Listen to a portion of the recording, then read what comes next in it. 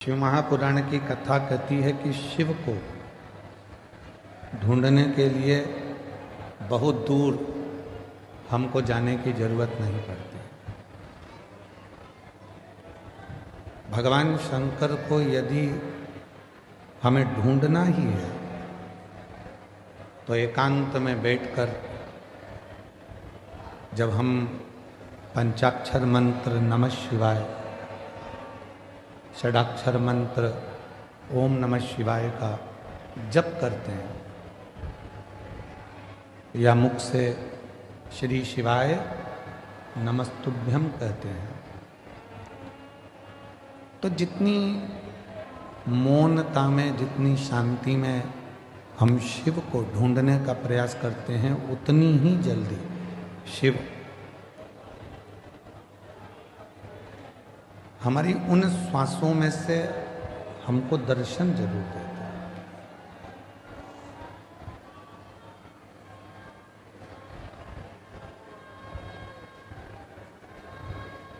हम दूसरे को बोलते हैं कि ध्यान से पढ़ना,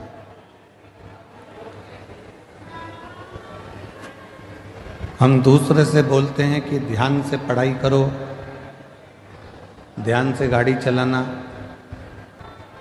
ध्यान से काम करना। और ऐसा नहीं है कि केवल एक या दो ही लोग ऐसा बोलते हैं, बहुत सारे लोग। आप अपने बच्चों से भी कहते हो ध्यान से पढ़ो, ध्यान से पढ़ाई करो, ध्यान से गाड़ी चलाओ, ध्यान से काम करो। पर शिव महापुराण की कथा कहती है कि पहले हम दूसरे से कह सकते हैं कि ध्यान से काम करो, ध्यान से गाड़ी चलाओ, ध्यान से पढ़ाई करो, पर शिव पुराण की कथा कहती है कि पहले अपने को भी, अपने ऊपर भी ध्यान देना जरूरी है। कहीं हम अपने पथ से तो नहीं भटक रहे, कहीं हम अपने पथ से तो नहीं भटक रहे।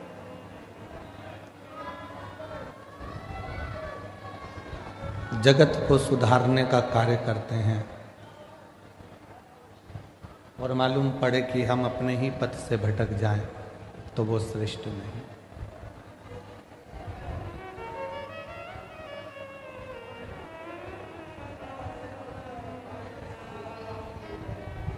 एक बहू सोचती है कि मैं मेरे घर में जाऊंगी ससुराल में तो मैं मेरे ससुराल को सुधार दूंगी। सास सोचती है कि मेरी बहू कैसी भी आएगी मैं उसको सुधार दूंगी। पर शिव महापुराण की कथा कहती है, भगवान शंकर की कथा कहती है कि तुम्हें दूसरे को सुधारने की जरूरत ही नहीं पड़े।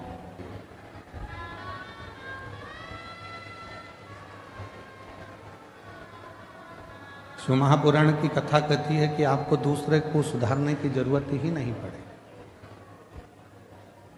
जरूरत है हमें अपने आप को सुधारने की,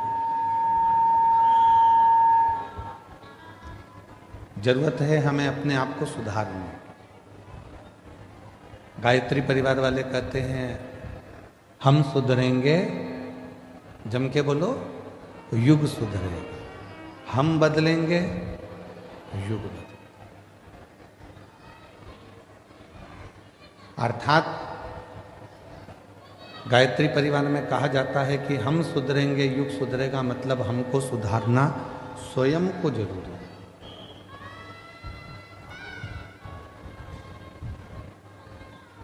कई माताएं अपने अपनी बहुओं से कहती हैं कि शिव जी के मंदिर जाया करो, शंकर जी के मंदिर जाया करो। कोई बेटे से कहती हैं बेटा मंदिर जाया करो, कोई पति से कहती हैं कि आप मंदिर जाया करो। पर मेरा निवेदन इस व्यासपीठ से शिव महापुराण की कथा के माध्यम से है कि पहले हम दूसरे को मंदिर जाने का कहते हैं तो सबसे पहले अपने आप को भी मंदिर जाना प्रारंभ करना पड़ेगा। और जिस दिन हमने स्वयं मंदिर जाना प्रारंभ कर दिया हमने। जिस दिन स्वयं मंदिर में एक लोटा जल चढ़ाना शिव जी को प्रारंभ कर दिया, उस दिन धीरे धीरे धीरे धीरे हमारे घर के बच्चे, हमारे घर की बहुएं, हमारे घर के बेटे अपने आप उसी पथ पर चलने लगे।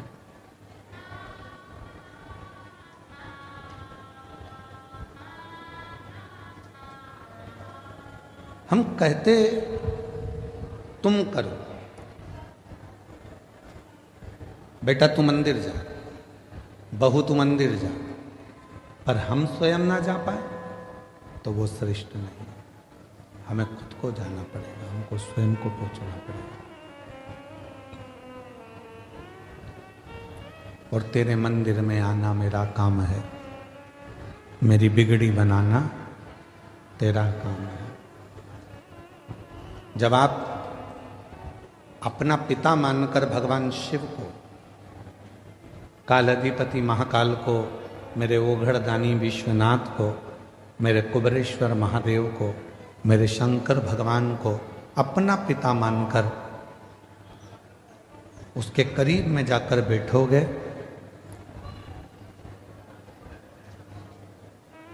तो निश्चित है वो आपके मन की बात को सुनेगा।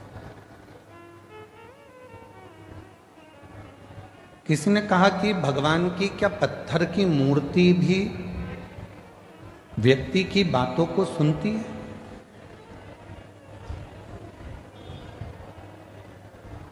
क्या पत्थर की मूर्ति हम जो कहेंगे वो सुनेगी? क्या वृक्ष हमारी बातों को सुनते हैं? क्या पशु पक्षी हमारी बातों को सुनते हैं? क्यों नहीं? एक घर की स्त्री, घर की नारी जब तुलसी जी में जल चढ़ाती है और प्रसन्न चित्त होकर जल चढ़ाती है तो तुलसी के पत्ते भी प्रसन्नता का भाव दर्शाते हैं। पीपल के वृक्ष में भी आप अगर प्रसन्न होकर जल चढ़ाते हो तो पीपल का वृक्ष भी प्रसन्नता देता। बट वृक्ष में आप प्रसन्न होकर जल चढ़ाते हो तो बट वृक्ष भी प्रसन्नता का भाव देता। बेलपत्री का छोटा सा पौधा है, उसमें आप प्रसन्न होकर जल चढ़ाइए तो वह बेलपत्र भी प्रसन्नता का भाव देता।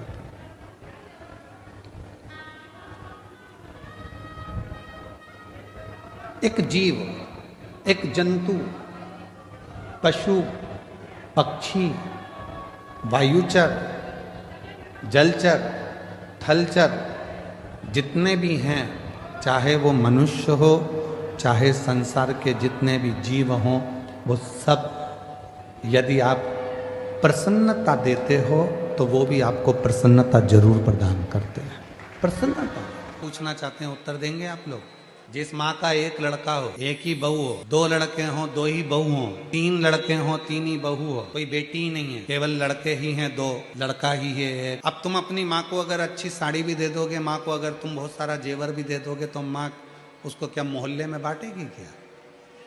तुमने अगर वो माँ को दिया है तो एक ना एक दिन माँ उस जेवर को वापिस इसी घर में, परिवार में, हीरा जवाहरात, सोने की थाली, चांदी की थाली, चांदी का गिलास, लोटा, बर्तन, तुमने जो माँ को दिया वो माँ तुम्हारे लिए छोड़कर जाए, लेकर नहीं जाएगी। हो सकता है कि तुम्हारे यहाँ अगर ऐसा मेथड हो कि ऊपर लेकर चले जाते हो तो बात दूसरी, पर कोई नहीं, सब छोड़, कुछ नहीं। धरा का धरा पर धरा की धरा ही रह गया, सब है। तो कोई ये सोचे कि भगवान शंकर को हम जल देते हैं, शिव जी को हम एक लोटा जल रोज चढ़ाने जाते हैं, शंकर भगवान को हम रोज एक लोटा जल चढ़ाने जाते हैं। याद रखना, माँ को अंगूठी दिलाई, माँ जाने से पहले तुमको देकर जाएगी। अगर प्राण छूट भी गए तो अंगूठी के भले दो लड़के हैं तो दो हिस्से हो जाएंगे, चेन छोड़ के गई तो दो हिस्से हो जाएंगे, कपड़े छोड़कर गई कपड़े के हिस्से हो जाएंगे, प्रॉपर्टी छोड़कर गई प्रॉपर्टी के हिस्से हो जाएंगे, फैक्ट्री छोड़कर गई फैक्ट्री के हिस्से हो जाएंगे। पर यह मत सोचना कि हम मम्मी को इतना दे रहे हैं, पापा को इतना दे रहे हैं, माँ को इतना दे रहे हैं। तुम देकर जा रहे हो, तुम अगर दे भी रहे हो तो वो माँ बाप किसी को नहीं देंगे, तुम्हारे लिए ही छोड़ेंगे। उसी तरह शंकर भगवान को आप एक लोटा जल दे रहे हो, चढ़ा रहे हो, तो ये मत सोचना कि हम शंकर जी को जल दे रहे हैं। एक लोटा जल सारी समस्या का हल। वो एक लोटा जल एक ना एक दिन तेरे दुख की घड़ी में मेरा शंकर भगवान लौटा कर रहेगा और तुम्हें दुख से मिटा कर रहेगा। दुख से वो दुख तुम्हारा समाप्त कर कर। तो तुम ये अकड़ में मत रहना कि तुम शिव जी को जल चढ़ा रहे हो। तुम इस भाव में मत रहना कि मैं शंकर जी के मंदिर में पोछा लगा रही हूं, शंकर जी के मंदिर में झाड़ू लगा रही हूं, शंकर जी के मंदिर में सेवा करो, सेवा करो, झाड़ू करो, पोछा।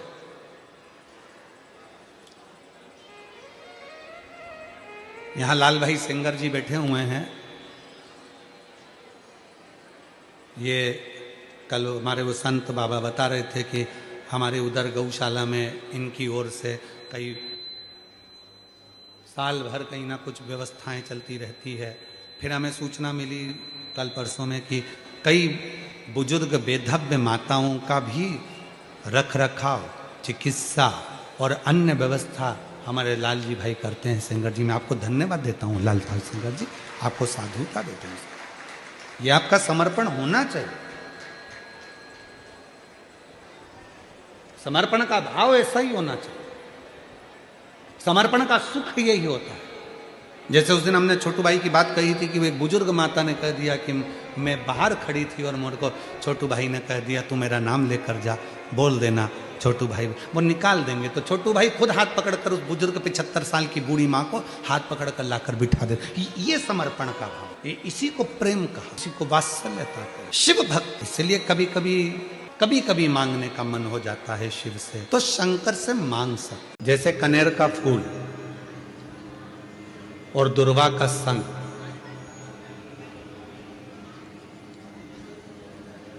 ये दो चीजें ऐसी हैं। कनेर का फूल देखा है आप लोगों ने? हाथ उठाओ जिन जिन ने कनेर का फूल देखा सबने, रखो अपने। एक कनेर का फूल, एक दुर्वा। दुर्वा हमारे यहाँ पर कहते हैं वो हरी हरी जो घास होती है, दूब होती है, उसको दुर्वा कहते हैं।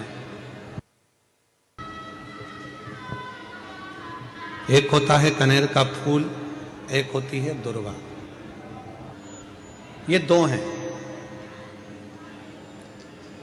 शिव महापुराण की कथा कहती है, शिव महापुराण का कौमार्य खंड वर्णन करता है जब व्यक्ति बहुत ज्यादा उलझनों में कहीं एकदम अचानक घिर जाए, अचानक से आकर गिर गया और उसका कोई निर्णय निकल ही नहीं रहा। वो निर्णय निकल ही नहीं रहा है, बिल्कुल इतनी अड़चन में फंस गया कि चारों तरफ से ऐसा लग रहा है कि अब तो कोई निर्णय निकल ही नहीं रहा, अब तो मर जाऊं तो अच्छा। तो शिवपुराण की कथा कहती है मरना उसका कोई हल नहीं है, सुसाइड कर लेना उसका हल नहीं है। अब मैं चारों तरफ से घिर गया हूं, बहुत परेशान हो गया हूं, बहुत तकलीफों में फंस गया हूं, तो अब तो मैं मर जाऊं तो अच्छा। उसके मन में ये भाव आ जाता है। उस समय पर कुछ मत कर, सुसाइड का तो सोची मत ही, मरने का तो सोची मत ही। केवल एक काम कर, एक कनेर का फूल और एक दुर्वा दोनों ले जा। जया, विषहरा, शामलीवारी, दौतली और देव, शिव जी की 5 बेटियां। सब लोग उनका नाम लेंगे साथ में। पहले नंबर पर जया, विषहरा, शामलीवारी, दौतली और देव। ये शंकर जी की जो 5 लड़कियां हैं, ये डीले कम कर दो, आवाज क्लियर कर दो। शिव जी की जो 5 लड़कियां हैं, इन 5 लड़कियों का नाम लेकर एक कनेर का फूल और एक दुर्वा जो भगवान शंकर को उत्तर की ओर मुख कर कर शिवलिंग पर समर्पित कर देता है, और एक लोटा जल धीरे धीरे शंकर भगवान को अपने मन की कामना कर कर, जिस उलझन में वो फंसा हुआ है, जिस व्याधि में वो फंसा हुआ है, जिस तकलीफ में वो फंसा हुआ है, उसका स्मरण करते करते वो शिव जी से अपने मन की बात कहते कहते अगर जल उसी दुर्वा, उसी कनेर के फूल के ऊपर शिवलिंग पर जो चढ़ा हुआ है उस पर समर्पित करता है, कहते हैं 4 घंटे भी नहीं लगते, 3 महीने तो जान दो, 3 दिन भी जान दो, 4 घंटे भी नहीं लगते और देवाधिदेव महादेव उस व्याधि से उसको निकालना प्रारंभ कर, उस व्याधि से वो निकालना प्रारंभ कर देता, उस तकलीफ से उसको दूर करना प्रारंभ कर देता। पर एक निवेदन है आप सबसे, अगर शिव महापुराण पर आपका भरोसा है और शिव जी पर विश्वास है तो ये सब कुछ करा हुआ हमें फल देता है, और अगर भरोसा ही नहीं है, विश्वास ही नहीं है, तो फिर बड़ा मुश्किल है कि आप शंकर को जल चढ़ाते चढ़ाते पूरी जिंदगी निकाल दोगे तो भी उसका कोई हल, उसका कोई फल मिलना नहीं, पूरी जिंदगी में।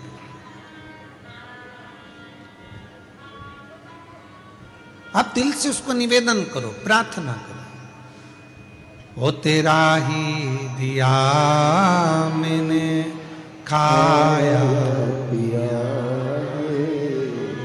तेरा शुक्रिया, तेरा शुक्रिया, मुझे भोले बाबा ने बहुत दे दिया, तेरा शुक्रिया, तेरा शुक्रिया। शिव केवल दिखावट में नहीं होना चाहिए, भगवान शंकर केवल आप स्वरूप शिव जैसा बना लो या शिव जैसा आपका स्वरूप हो जाए, जटा बढ़ा ली, त्रिपुंड लगा लिया, गले में रुद्राक्ष की माला पहन ली, इससे शिव तत्व की प्राप्ति नहीं हो सकती। शिव तत्व की प्राप्ति है भगवान शंकर के विचारों को, भगवान शंकर का जो स्वरूप है उसको, और भगवान शंकर ने जो जो कहा उसको अपने भीतर उतारना। ये नहीं चल रहा है कुछ भी, भगवान शिव के विचारों को, भगवान शंकर के स्वरूप को अपने भीतर उतार। आप और हम काय में लगे हैं, शिव जी ने जटा बनाई तो अपन भी जटा बनाए, शिव जी ने त्रिपुंड लगाया है तो अपन भी त्रिपुंड लगा,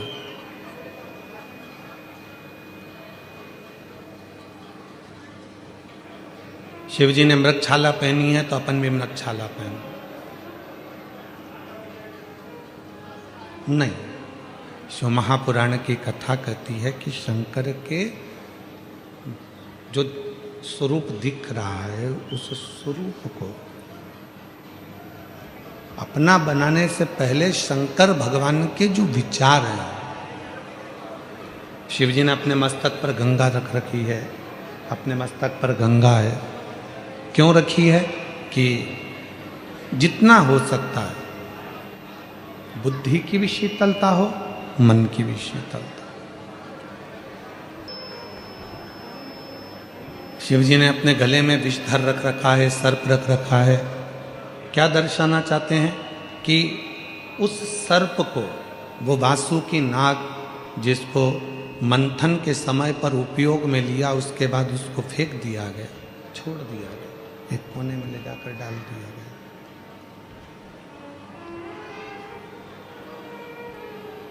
कोई देवता उस वासुकी नाग को पूछने भी नहीं गया कि तुझे तकलीफ क्या।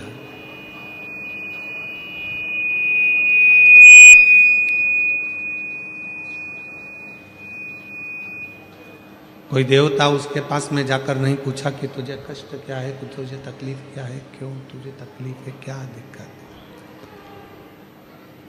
तब माँ पार्वती जी के कहने पर भगवान शंकर वो घरदानी त्रिकालदर्शी कैलाशी विनाशी शिव उसके पास में गए। भगवान शंकर गए और शिव जी ने जब देखा उस वासुकी नाग की दशा को, कि ये सब दूर से हार चुका है, टूट चुका है, शरीर में से इसके रक्त बह रहा है और ये अब संभल नहीं पाएगा, अब संभल नहीं सकता है। तब भगवान देवाधिदेव महादेव ने, भगवान शंकर ने उस वासुकी नाग को अपने गले में धारण कर लिया, अपने गले में पहन लिया, गले के शिव महापुराण की कथा कहती है, भगवान शंकर का चरित्र कहता है, शिव तत्व कहता है, शिव महापुराण की कथा कहती है। जो दुनिया में हर जगह से टूट चुका है, जिसको लोगों ने ठोकर मार दी, धक्के दे दिए, अपशब्द कह दिया, ताने दे दिए, आड़ा टेढ़ा कह दिया, जो दुनिया में बहुत बहुत टूट चुका है, उसे कोई नहीं अपनाएगा। अगर अपनाएगा तो केवल मेरा देवाधिदेव महादेव ही अपनाएगा, मेरा शंकर अपनाएगा, मेरा शिव अपनाएगा।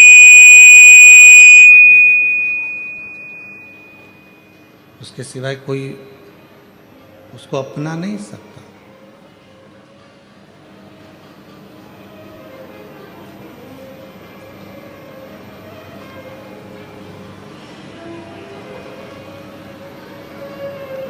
आप सब भगवान श्री श्याम नरेश जी की कथा का स्मरण करते हैं। श्याम बाबा का कीर्तन भी करते हैं, हम भी दर्शन करते हैं, आप भी दर्शन करते हो। पर एक समय ऐसा आ गया था कि बरबरी के पास में लड़ने के लिए जब कुछ नहीं था तो बरबरीक ने भी शंकर की आराधना कर कर 3 बाण भगवान शिव से प्राप्त किया था। और शिवजी ने कह दिया था कि ये 3 बाण, इसलिए दुनिया के लोग कहते 3 बाण धारी। श्याम बाबा के लिए दुनिया कहती है ना 3 बाण धारी, हारे का। वो 3 बाण किसने दिए? भगवान देव अधिदेव महादेव।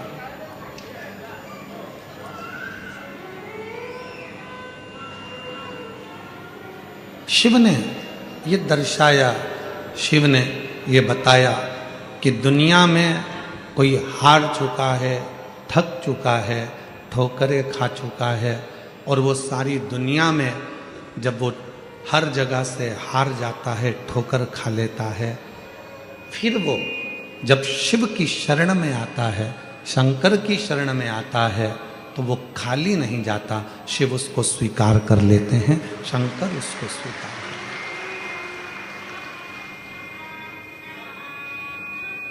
हैं। ऐसा कोई देवता, 33 कोटि देवताओं में कोई ऐसा देवता बता दो जिसको मेरे देवाधिदेव महादेव ने कुछ ना दिया।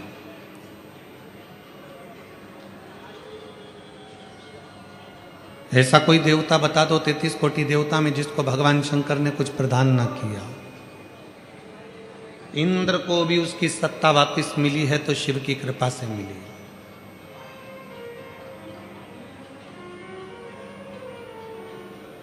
ब्रह्मा जी के शीश को भी श्राप से मुक्त करा तो भगवान शंकर ने करा। भगवान नारायण को भी अगर सुदर्शन चक्र दिया तो भगवान शिव ने दिया। भगवान राम भी लंका की चढ़ाई करने के लिए जा रहे हैं, पर लंकेश के ऊपर विजय प्राप्त करने के लिए शिव की जरूरत है, तो शिव ने कृपा कर। जब भगवान कृष्ण की 16,108 रानियों से संतान की प्राप्ति नहीं हुई, तब गर्गाचार्य बाबा के कहने पर शिव की आराधना करें।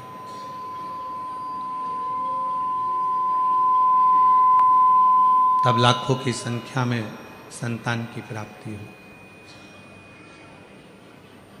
कौन है ऐसा जिसको मेरे देवाधिदेव महादेव ने नहीं दिया?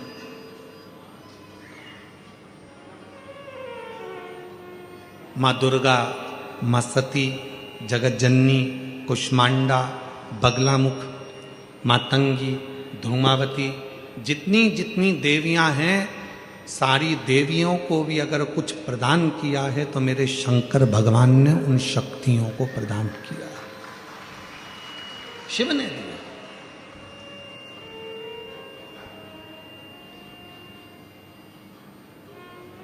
वो किसी को हारा हुआ नहीं देख सकता, वो किसी को टूटा हुआ नहीं देख सकता।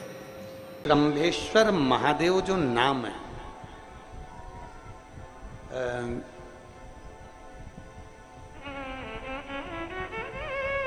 भगवान शंकर ने सारे 33 कोटि देवताओं को अपने अंदर समाहित कर कर ये रूप रखा था श्रम्भ पक्षी। 33 कोटि देवता। मान लो आपके ग्रह अनुकूल नहीं चल रहे हो, कोई कह दे कि मंगल बेकार है, कोई कहे शनि बेकार है, कोई के रवि बेकार है, कोई के बुध बेकार है, कोई के गुरु बेकार है, कोई के शनि बेकार, कोई के ये बेकार, कोई के तुम्हारा ग्रह बेकार चल रहा है, तुम्हारी किस्मत बेकार चल रही है, तुम्हारा भाग्य बेकार चल रहा है। तो पहले तो जो तुमसे कह दे कि तेरा भाग्य बेकार चल रहा है, उसके चरण छू के उसको प्रणाम करके वापिस आ जाओ। क्यों? जिसने पृथ्वी पर जन्म दिया, जिसने नेत्र दिए, मुख दिया, हाथ दिए, पांव दिए, पूरा शरीर दिया, सारी इंद्रियां दी, रहने को घर दिया, खाने को अन्न दिया, अगर कोई तुमसे कहे कि तेरा भाग्य बेकार चल रहा है तो पहले तो उसको प्रणाम कर कर वापिस आ जाओ। एक शब्द में मत सुनो, वापिस आ जाओ। क्योंकि दुनिया में आप सबसे ज्यादा भाग्यशाली हो जो भगवान ने आपको पृथ्वी पर पैदा करा। कुत्ता बना के पैदा नहीं करा, जानवर बनाकर पैदा नहीं करा, झिंगुर और कीट पतंगा बनाकर पैदा नहीं करा, सड़ते हुए कुत्ते के शरीर में इल्ली पड़ जाती है वो बनाकर पैदा नहीं करा, कीड़ा चूहा बनाकर पैदा नहीं करा। मेरे भगवान ने तुम्हें मनुष्य बनाकर पैदा करा है। जितने पृथ्वी पर मानव पैदा होते हैं ये अपने आप में भाग्यशाली होते हैं, कोई अभागा पैदा नहीं होता। कोई तुमसे कह दे तेरा भाग्य बेकार चल रहा है, तेरी किस्मत बेकार चल रही है, उसके पांव पड़ो, वहां से निकल लो, अपनी पत्रिका लपेटो और वापिस सजाओ जन्म पत्रिका लेकर। भाग्य तुम्हारा बेकार नहीं है, तुम्हारी किस्मत बेकार नहीं है। भाग्य उसका बेकार है जो तुमको कह रहा है कि तुम भाग्यशाली नहीं हो, तुम किस्मत वाले नहीं।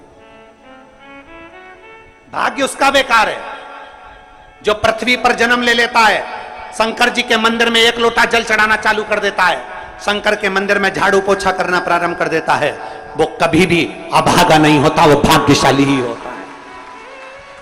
वो अभागा नहीं है, वो भाग्यशाली है। और जितने पृथ्वी पर मनुष्य जन्म है, चाहे वो छोटे से छोटा, बड़े से बड़ा, आपका हाथ पैर शरीर सब भगवान ने दिया है, आपको करोड़पति बनाकर पैदा करा है, फिर भी आप अपने आप को अगर अभागा समझते हो तो आपके ऊपर है। किस्मत वाले हो, करोड़पति बनाकर भेजा है।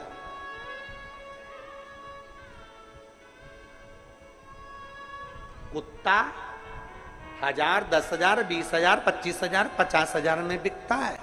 तुम्हें तो भगवान ने 2-2 किडनी दिए, अभी बेचिए 20-20 लाख में, यूं बिक जाएगी। भगवान ने नेत्र दिए 50-50 लाख में, अभी बिक जाए 5 लाख में। एक एक शरीर भगवान ने कीमत वाला बनाकर भेजा है। किसी डॉक्टर के पास बैठना और पूछना कि कौन से अंग की कितनी कीमत होती है, वो डॉक्टर बता देगा कि तुम्हारे शरीर की क्या कीमत है। और उसके बाद भी कहते हो कि हम अभागे। बताने वाला कह देता कि तुम भाग्यहीन हो, तुम भाग्यशाली नहीं हो, तुम किस्मत वाले नहीं हो। वहां से पत्रिका उठा उठ चल दो, कहते मेरे बाबा ने मुझे भाग्यशाली बनाकर भेजा है। और अपने हाथ में वो बल होता है कि आप स्वयं इतनी मेहनत कर कर आगे बढ़ सकते हो कि अपने आप किस्मत वाले बन सकते हो।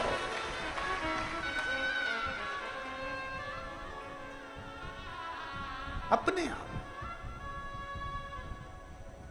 और हम तो बाबा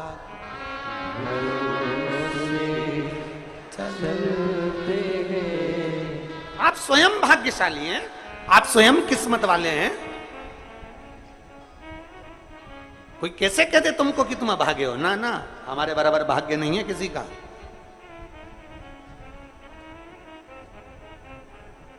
तुम्हारी ग्रह खराब है, तुम्हारे ग्रह खराब है। शंभेश्वर महादेव का नाम 7 कनेर के पुष्प कितने? 7। कनेर मालूम है? ये रोड पर जो जाते हो डिवाइडर में पीला पीला फूल लंबा, जो कि पशु पक्षी कोई नहीं खाता, जहरीला फूल माना जाता है। कनेर के 7 फूल, एक बेलपत्र। जिस समय पर कनेर का फूल बेलपत्र के साथ चढ़ाया जाएगा तो 7 कनेर के पुष्प सीधी बेलपत्र पर आपको रखना। 2-3 प्रदोष कर कर देखना। अगर कोई आपसे कहे कि आपका भाग्य ठीक नहीं चल रहा, आपकी किस्मत ठीक नहीं चल रही, आपके ग्रह ठीक नहीं चल रहा है, आप भाग्यशाली नहीं हो, पहले तुम वहां से उठ जाओ। उसके बाद में देवाधिदेव महादेव के पास 7 कनेर के पुष्प एक बेलपत्र में रखकर नंदीश्वर के पास में बैठकर श्री शिवाय नमस्तुभ्यम बोलकर अशोक सुंदरी वाली जगह पर स्पर्श कराकर भगवान शंकर पर 7 फूल के साथ बेलपत्री की डंडी अशोक सुंदरी की साइड हो, ऐसा स्मरण करते हुए शिव को समर्पित कर दे। वही बेलपत्री 5 बार नमः शिवाय या पंचाक्षर मंत्र, षडाक्षर मंत्र या श्री शिवाय नमस्तुभ्यम बोलकर वही बेलपत्री 3 प्रदोष, 4 प्रदोष, 5 प्रदोष, 2 प्रदोष, जितने प्रदोष आप चढ़ा रहे हैं प्रदोष काल में, वो बेलपत्री लाकर अपने कक्ष में अपने पूजन वाले स्थान पर रखते जाओ। एक बेलपत्री एक प्रदोष पर लाओगे, अगला प्रदोष आएगा, कितना अंतर पड़ता है आपके भाग्य बदलने में, आपको खुद मालूम पड़ जाएगा कि आपकी किस्मत कैसे बदल गई। मेहनत आपको करना है, परिश्रम आपको करना है, लगन आपको लगाना है, और बेलपत्री और कनेर का पुष्प शिव को चढ़ा। एक है दुर्वा, एक है बेलपत्र, और दूसरा है पहले नंबर पर दुर्वा, दूसरे नंबर पर बेलपत्र, तीसरे नंबर पर कनेर का फूल।